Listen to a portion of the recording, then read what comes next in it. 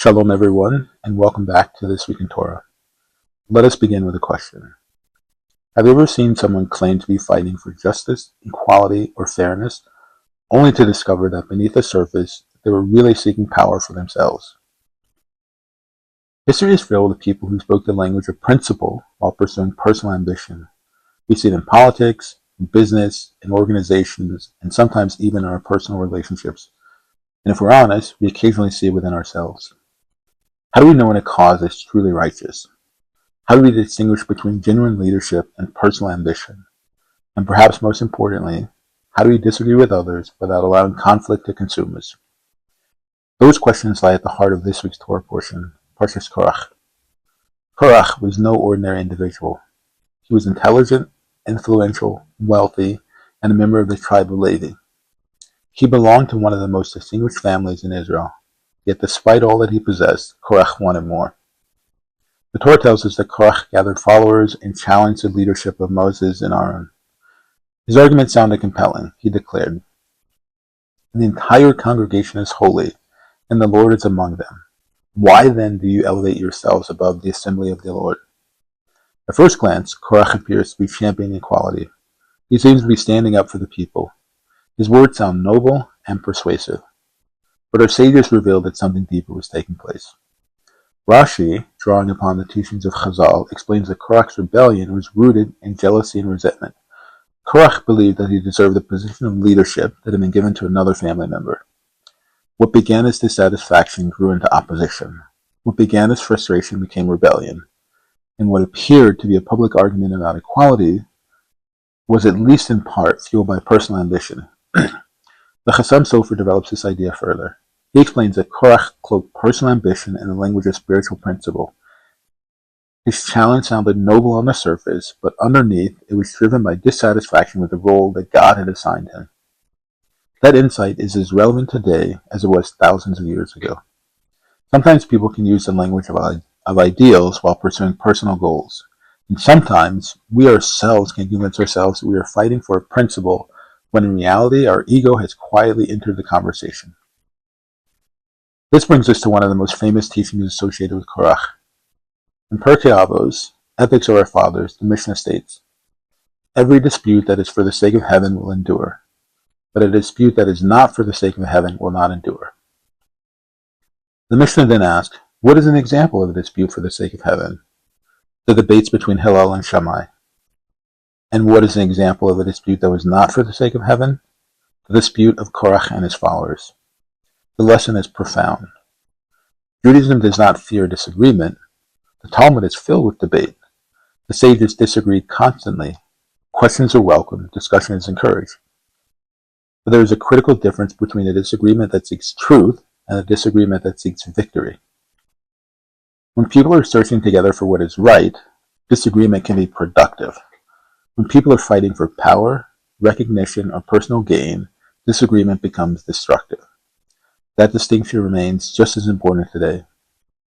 In our families, workplaces, communities, and online conversations, we constantly face a choice.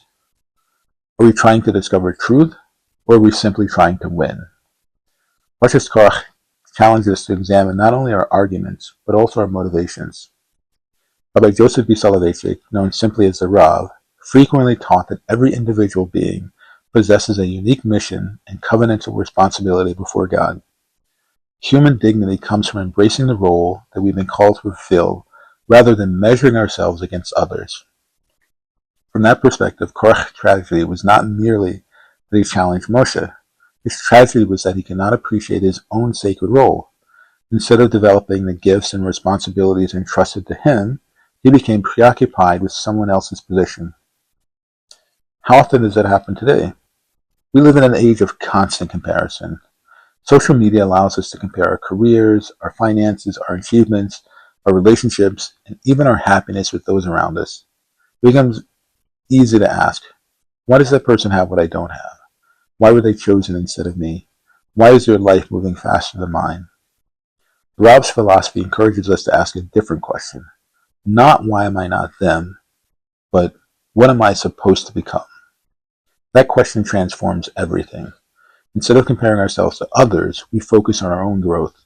Instead of chasing status, we pursue purpose. Instead of seeking recognition, we seek responsibility. The contrast between Moshe and Korach could not be greater. Korach sought honor. Moshe repeatedly displayed humility. Korach desired leadership. Moshe initially resisted leadership when God called him at the burning bush. Korach asked, "Why not me?" Moshe asked, "How can I serve?" The Torah teaches that authentic leadership is not about elevating oneself above others. It is about lifting others up. Whether we lead a family, a classroom, a business, a congregation, or simply influence the people around us, the greatest leaders are often those who are least concerned with their own status. They listen, they serve, they accept responsibility, they care more about the mission than about the title. And that brings us to the practical takeaway from Parshas Korach. This week, when you find yourself comparing your life to someone else's, pause for a moment. Remember that every person has a unique role to play. Your value does not come from having someone else's talents.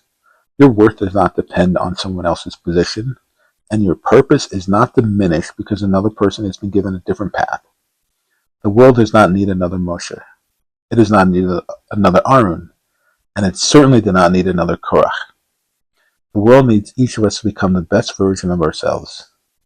As we reflect on Parshas Korach this week, may we have the wisdom to seek truth rather than victory, purpose rather than prestige, and service rather than self-promotion. May we learn to disagree with respect, lead with humility, and appreciate the unique mission entrusted to each of us.